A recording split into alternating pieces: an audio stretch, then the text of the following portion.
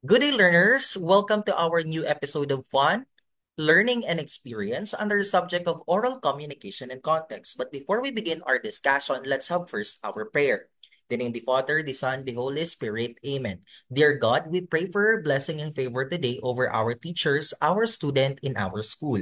Please allow your face to shine on them today. Be gracious to them, Lord. Fill them with your spirit and light and give them peace in every circumstance. We know that every gift and blessing comes straight from your hand. We will not take it for granted. Remind us today of your great love and care over all those we love. We thank you, Lord, that you work powerfully on our behalf and we commit our ways to you. May each purpose and plan you have for our teachers, students, and institutions succeed, flourish, and prosper in every way. In Jesus' name, the name of the Father, the Son, the Holy Spirit.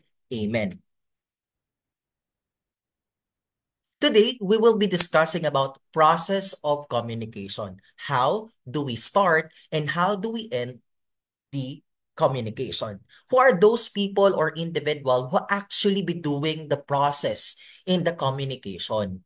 Does it involves a particular s- sender? Does it include receiver, and does it includes a particular topic that should be part of the communication process? So we will be discussing about the process of communication in this particular episode. Before we begin discussing about the process of communication, let's have first to highlight the objectives of our lesson. Number one, explain the nature and process of communication. Number two, expound the components of communication process. Number three, comprehend how communication works to become effective communicator. And number four, differentiate the types of noise in communication.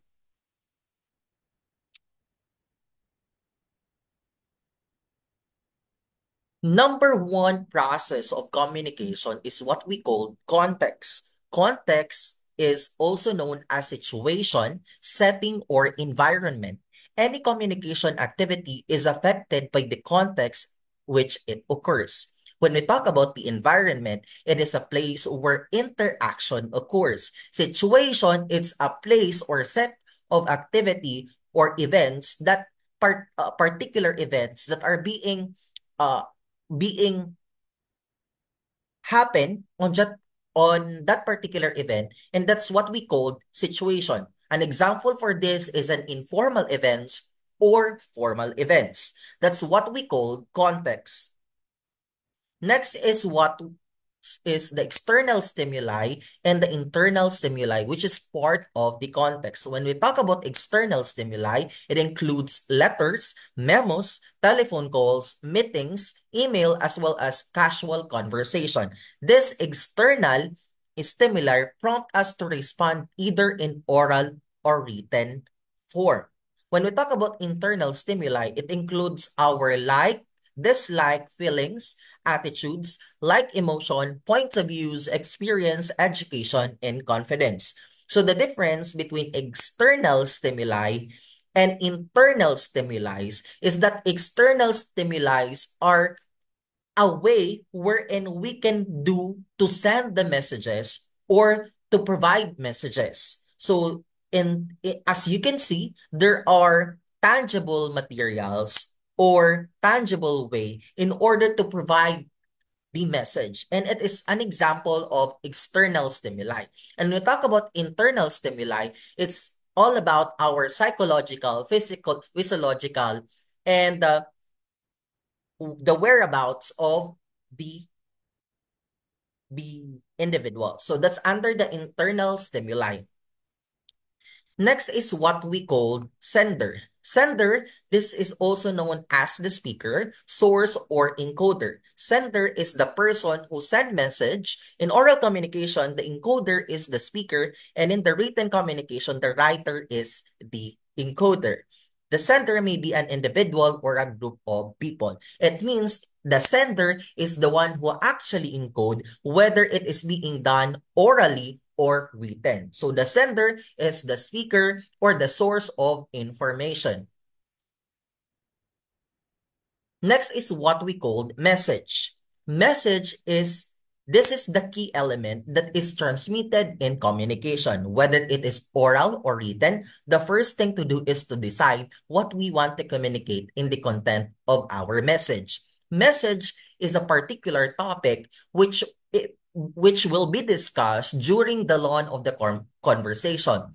Message is all about information that can be provided and transmitted to the person who is going to receive that particular message. So, as much as possible, when you provide message, you can do it orally or written. Next is what we call channel. Another term for this medium, this refers to the pathway through which the message traveled in order to reach its destination. The choice of medium varies depending upon the features of communication. When we talk about the channel, it's a medium or a particular materials that are being used in order to transmit the data to the receiver. When we talk about channel, one of example for this is Messenger, our Facebook account, Instagram, which can be identified as social media.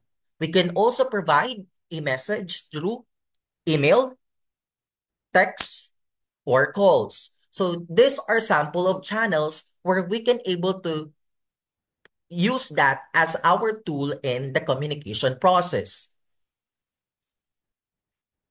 Next is what we call receiver. Receiver, this is otherwise known as decoder or the listener. In oral communication, the receiver is the listener, and it's in written medium, the reader is the receiver. When we talk about the receiver, it is the one who actually receive a certain message coming from the sender.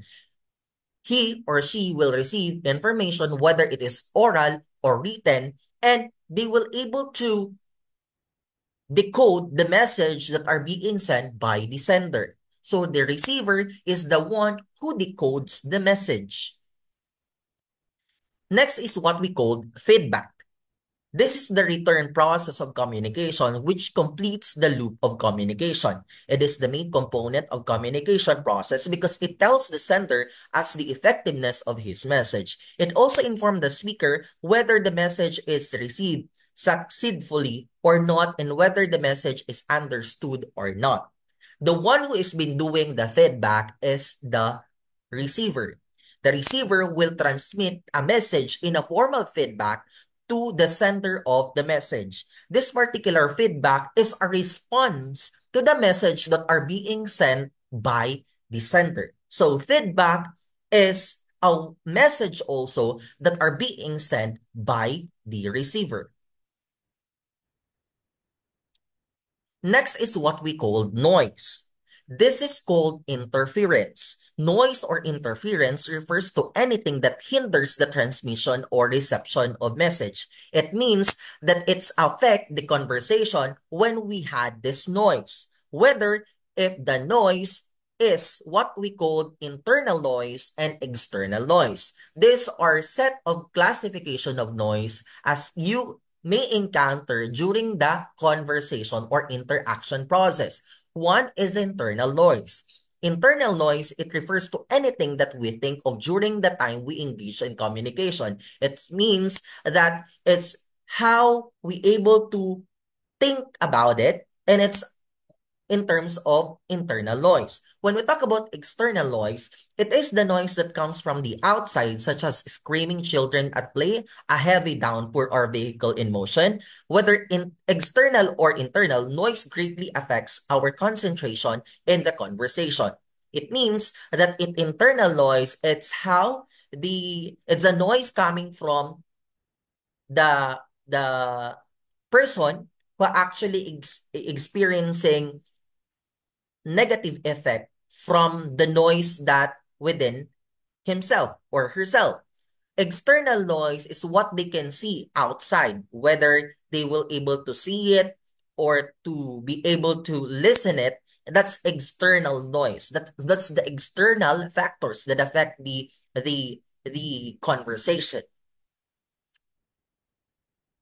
We have barriers in communications, and it's something to do with the noise that are being discussed under the internal and external noise. Number one is semantic noise. When talk about semantic noise, this barrier may either be denotative or connotative. In the denotative barrier, the sender and the receiver disagree about the definition or meaning of the word or phrase. A connotative barrier means that a word has different meaning in the particular context. So it means under the semantic, we have what we call denotative barrier, where actually the sender or the receiver has disagree with the definition of the word, and the connotative barrier has a different meaning from a particular word. So that's under the semantic noise. Next, we have syntactic noise.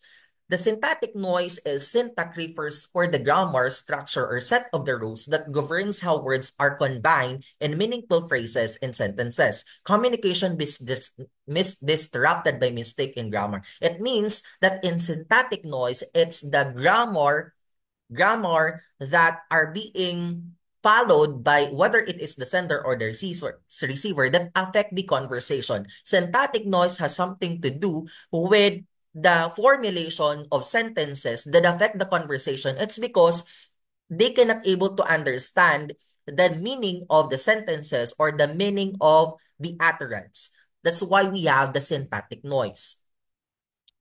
When we have also environment noise, this noise refer to the type of barrier that physically disrupt communication as very loud music at party, sounds from construction site next to room, and etc. So it means that it's the sounds, the music, the lights that affect the person during the conversation. When we talk about environmental noise, there's something to do with the senses of the person. Organizational noise. Poorly structured or planned message can also be a barrier. For example, a driver who is given unclear, badly worded direction may be unable to figure out how to reach destination, or a house helper who is given vague instruction on how to cook pork adobo may not be able to prepare an appetizing and delicious menu. It means in organizational noise, the procedure or the process are not being followed, and it was not being uh, uh, followed, or it is not being applied, then that can be an sample for organizational noise.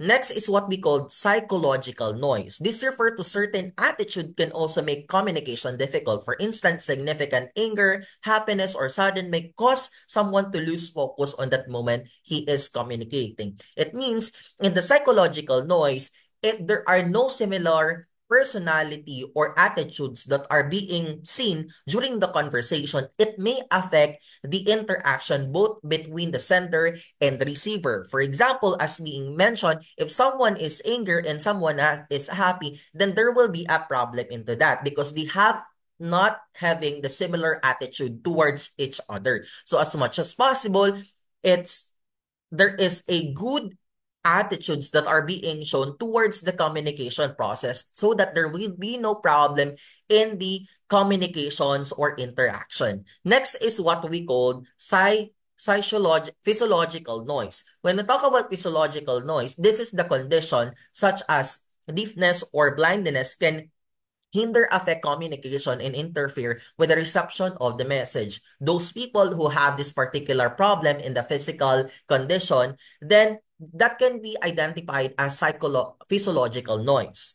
Next is what we call cultural noise. Differences in culture may interfere with cross-cultural understanding. Each culture has its own rule about proper behavior, which affect verbal and nonverbal communication. There are religious cultural beliefs that we are different. For example, the Muslim has their kind of culture that they can marry twice or thrice as long as it is part of their religion. Unlike to the Roman Catholic, that their religion is only focusing that if someone will go into marriage, then they should need to have only one man or one woman in their life. So that will be a noise if there will be no commonalities in terms of culture. Because if they have different culture, then that will be a barrier in the communication. For example, if the tradition or the cultural norms of Filipino are not the same with the Chinese or Korean, there will be a problem in the understanding, especially if they are not doing, for example, the Filipino are eating at exactly 7 p.m. because that's the the the the time for Filipino to eat. And for example, Korean are not eating 7 p.m. or 7 a.m. because that's not time. They have an exact time to do it. So cultural noise will be a problem in the communication if that there will be barriers into it. And it happens always that culture are the factors that affect the conversation. Now, since we know about the process of communication, let's try to answer the set of activity. We have 10 items wherein you can answer these 10 items and identify what if it is internal noise or external noise. So pause for a while and answer this question. Since you done answering the question, let's proceed to the answer. So for number one, the answer is internal noise because daydreaming is an example of internal noise.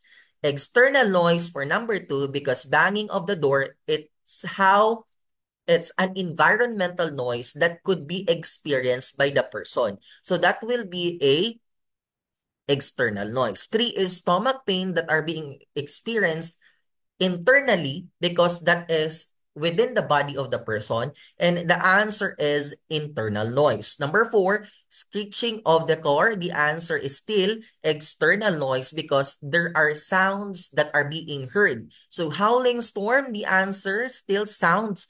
It is external noise. Number six, discerning a friend motive. The answer is internal noise. Number seven, uncomfortable chair. The answer is external noise. Number eight, girls screaming with excitement. Still, that's the noise that are being seen, right? So, external noise for number eight. And number nine, family problems. That's internal noise because he or she will be trying to think about what are the problems that may she or he experience in their family. So the answer is internal. Number 10, thinking that the decision was an unjust. Thinking is internal because that's how way how you think. So it's internal noise. So we're done with our class. I hope you learned something. I hope you watch the next episode of our class. This is your discussion, Sir David M. Ostonal, and you are part of our class, which is oral communication and context.